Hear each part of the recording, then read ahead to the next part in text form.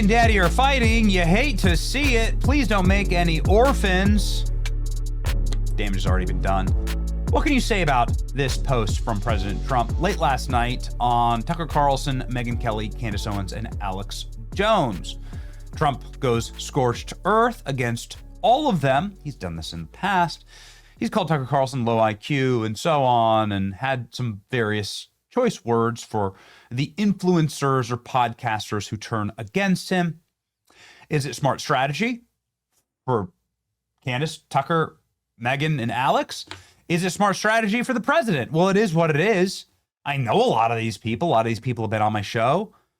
And a lot of these people, you know, it's a tight circle, right? And so you end up knowing everyone, and you hate to see it. I'll give you my take on this straight off the dome, is that I hate it. And the only reason that we were saved from Kamala-level communism, which every single time Kamala Harris makes an appearance in public, it's like, oh, thank you, Lord Jesus, that this isn't our president. But the only reason we were saved from that is a coalition that was built, that was massive, and included a lot of parties and a lot of people, and everybody played a little role. And I think that it's important to keep that together, because I don't want to banish my children to 1,000 years of darkness in America if the left takes over. And I will not allow anybody who is claiming that they're somehow on behalf of America first, you should vote for open borders and gender mutilation and children and infinity third worlders coming here. That's insane. No, you shouldn't vote Democrat. No, you shouldn't suddenly sacrifice the country to the communist left just because the COVID lockdown left. The Joe Biden, Kamala Harris, Barack Obama, Hillary Clinton, you shouldn't turn over our nation to them just because some Trump hurt your feelings. It's Trump. If you're a 3-time Trump voter like I am, you realize that you get good Trump and bad Trump. You get ups and downs. It's a roller coaster. It's going to be things you dislike. It's going to be things that you like. So don't crash out, please. And don't black pill, but whatever, people make their choices. And if you don't think Trump, based on his nature, isn't going to hit back eventually at a very large, and very loud group of people that are attacking him, you're insane. Am I going to read you this whole thing? No, I'm not. Am I going to play you the rap version of it? Yeah. Yes, I am. Yes, I will. And here it goes. I know why Tucker Carlson, Megyn Kelly, Candace Owens, and Alex Jones have all been fighting me for years. Especially by the fact that they think it is wonderful for Iran, the #1 sponsor of terror, to have a nuclear weapon. Because they have one thing in common: low IQs. They're stupid people, they know it, their families know it, and everyone else knows it too. Look at their past, look at their record, they don't have what it takes and they never did. They've all been thrown off television, lost their shows, and aren't even invited on TV. Because nobody cares about them, they're nut jobs, troublemakers, and will say anything necessary for some free and cheap publicity. Now they think they get some clicks because they serve they card right. But nobody's talking about them, and their views are the opposite of MAGA. Or I wouldn't have won the presidential election in a landslide. MAGA agrees with me and just gives CNN and 100% approval rating, a truck, not him flailing fools. Tucker Carlson, who couldn't even finish college. He was a broken man when he got fired from Fox, and he's never been the same. Perhaps he should see a good psychiatrist. Or Megyn Kelly, who nastily asked me that now I'm famous. Only Rosie O'Donnell questioned her crazy Candace Owens, who accuses the highly respected First Lady of France of being the man when she is not, and will hopefully win lots of money in the ongoing lawsuit. Actually, to me, the First Lady of France is a far more beautiful woman than Candace. In fact, it's not even close. Or bankrupt Alex Jones, who said some of the dumbest things and lost his entire fortune, as he should have, for his horrendous attack on the families of the Sandy Hook shooting victims, ridiculously claiming it was a hoax. These so-called pundits are losers, and they always will be. Now fake news, CNN, the failing New York Times, and all of the other radical left news organizations are hailing them and giving them positive press for the first time in their lives.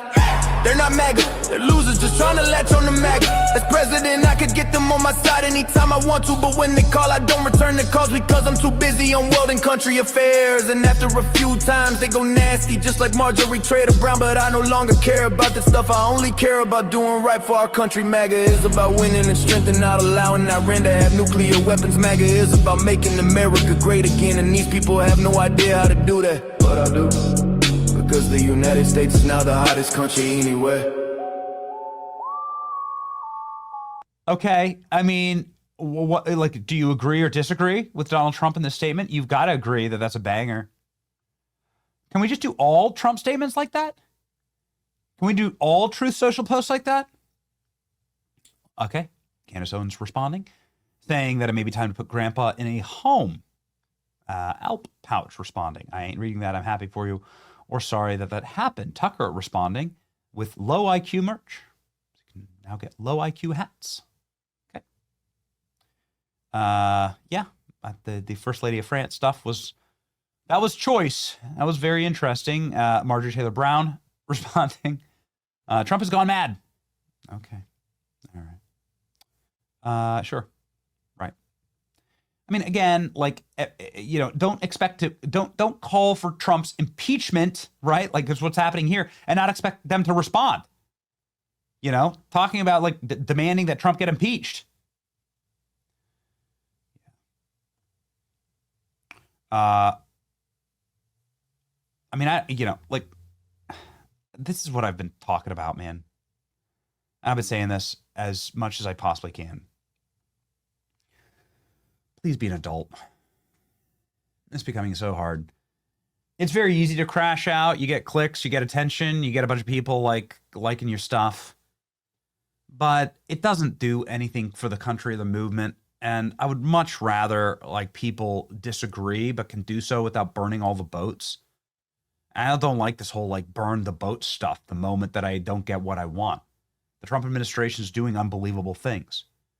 I can prove it to you. I can give you all of the asylum data, the deportation data, the birth rate data, the changing of American culture, really like revitalizing of it from the inside. These are critical things. You can't steer a ship like this. You can't turn a ship like this around quickly, but it's our last best hope. So why light it on fire now? I don't get it. I don't like it. Obviously I'm not I'm not an atomizationalist. Tucker Carlson, here's the Spotify podcast chart. Tucker has the #1 show. Candace is way up there. You got Megyn Kelly here. She got a show up in the close to the top 10, right? I don't know, man. Like, it's frustrating because I'm thinking that people are taking the wrong tactics here. This is the tactic that I'm taking. There's some other people that are taking it, like Matt Walsh. It goes like this. You can disagree with Trump without lighting yourself and everybody around you on fire. And if you do that constructively, because you're going to disagree with Trump on things, obviously, he's a human being. He's just like an elected member of the government. You can disagree with the government. It's patriotic to disagree with the government, actually. Then you can actually affect change. J.D. Vance has an unbelievable statement on blackpilling here. And I think I'll just leave it with this. Because if you're expecting me to sit there and, like, disavow people and like engage in the drama, I don't want to engage in the drama. Trump is my president, and I want the Trump administration to succeed. And it is our patriotic duty to criticize our government when we think it's wrong, or foreign governments, especially. And so my take would be this: like, how are you any different from BLM or Antifa or the people that want to burn the country down when you're destroying the only vessel that we have, the only movement that we have that could possibly save this place from the Marxists? Like, help build together. There's going to be stuff you disagree with. Adults can deal. Children will sit there and scream about it and throw tantrums. So deal with it like an adult. It's good advice for life, honestly. Here's J.D. Vance on blackpilling. Okay? Take it away. The piece of advice I'd give to you, and I give it to American students, American conservatives in particular, is resist the temptation to think that victory is immediate or that we're going to win back our civilization through instant gratification.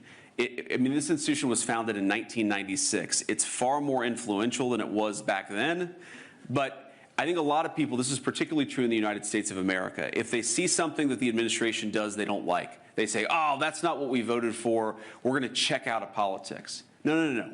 That's the exact wrong response. If we do something you don't like, the response should be to get more involved, to make your voice heard, and to try to push things in the direction that you want them to be pushed.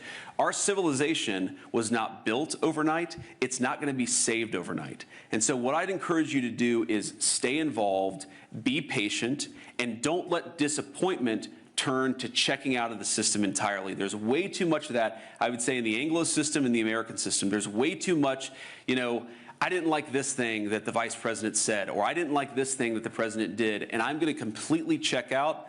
We call that blackpilling in the United States of America, and blackpilling is how you give power to the forces that are trying to destroy what our ancestors built. We need to take power back from those people and build the kind of institutions that can actually save our societies. It will not happen overnight. It will not happen in the term of one prime minister or one president, but it will happen so long as we keep our faith in God and we work hard to achieve it. That's what we have to do.